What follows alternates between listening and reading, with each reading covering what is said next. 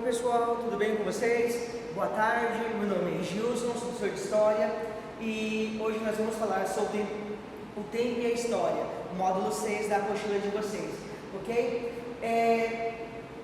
Calendários, relógios,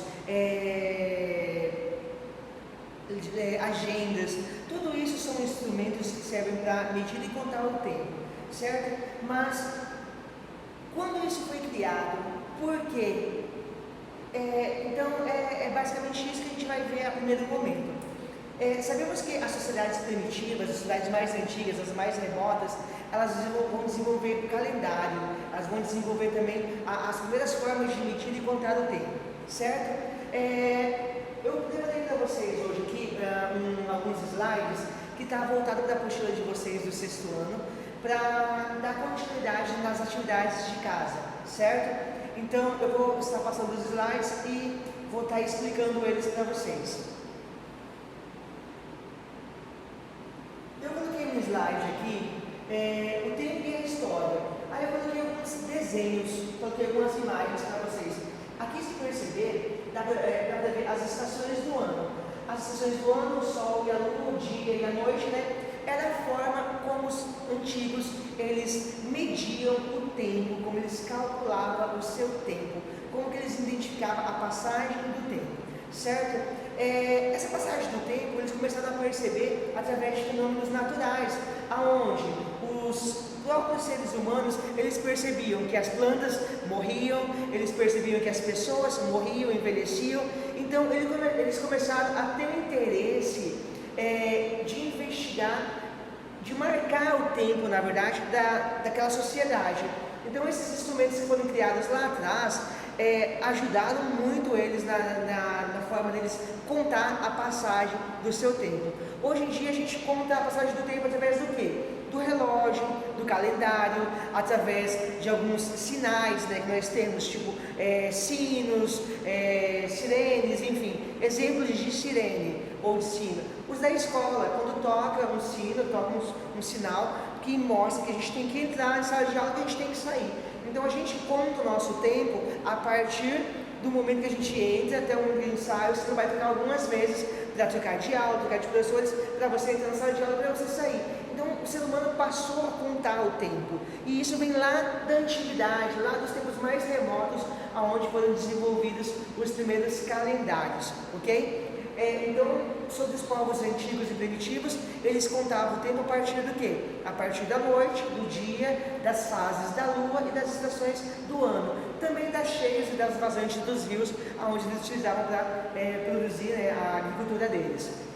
Ok? Eu preparei um slide aqui para vocês. Ele está na apostila de vocês e ele fala sobre as diferentes visões e as diferentes visões da história e os seus marcos.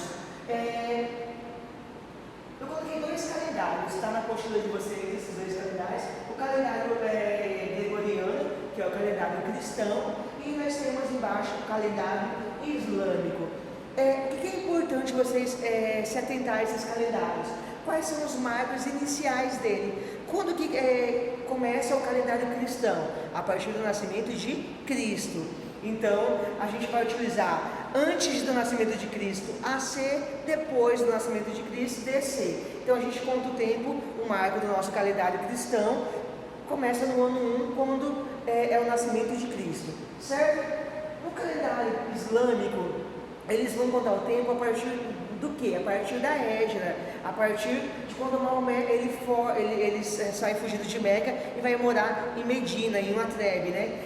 Então a fuga de Maomé de Meca para Medina é chamada de Hégira. Então eles contam AH antes da Hégira e BH depois da Hégira, certo? Então esses são os marcos para esses calendários. Então a gente vê que os calendários são diferentes. Beleza? Os calendários não são iguais. Cada povo, cada cultura tem suas histórias, tem seu próprio tempo. Então a gente estudou até no mês passado, né, sobre esse tempo histórico e tempo cronológico. É basicamente a mesma coisa. Esses calendários, eles vão ser construídos em cima do quê? Em cima do tempo histórico de cada sociedade, ok? A gente vai ver também agora o calendário judaico. Nos tipos de calendários, pessoal, nos tipos de calendários, a gente vai ter o calendário judaico. Ele conta quando que inicia o calendário judaico. Ele vai iniciar lá com o surgimento da terra, com Adão e Eva. Mas o marco do calendário é quando o Abraão ele vai em busca de Canaã, né? Então ali temos o marco inicial do calendário judaico. O calendário cristão foi o que eu falei para vocês, né? Ele inicia no ano 1, quando há o nascimento de Cristo, e o calendário islâmico é a partir da Égida, a fuga de Maomé de Meca para a cidade de Medina. A questão de Maomé, a gente vai estudar no 7º ano, quando a gente trabalhar a questão do islamismo, certo? Lá vocês vão entender bem melhor essa questão da fuga de Maomé de Meca para Medina. Como que nós, historiadores, contamos o tempo? É da mesma forma que vocês? Será que é? Então, a forma que nós contamos o tempo é através de períodos, certo? Então a gente divide a era pré-cristã, a era cristã, pré-história, idade antiga, idade média, idade moderna e idade contemporânea. Então a gente costuma contar a história através de períodos. Fica mais fácil para a gente compreender o que está acontecendo naquela sociedade. Essa é uma divisão clássica feita pelos historiadores, certo? Em relação a esses períodos, sempre tem um marco inicial. A pré-história, quando surge o homem, vai do surgimento do homem até o surgimento da escrita. Esse é um período chamado de pré-história, é o que nós estamos estudando, né?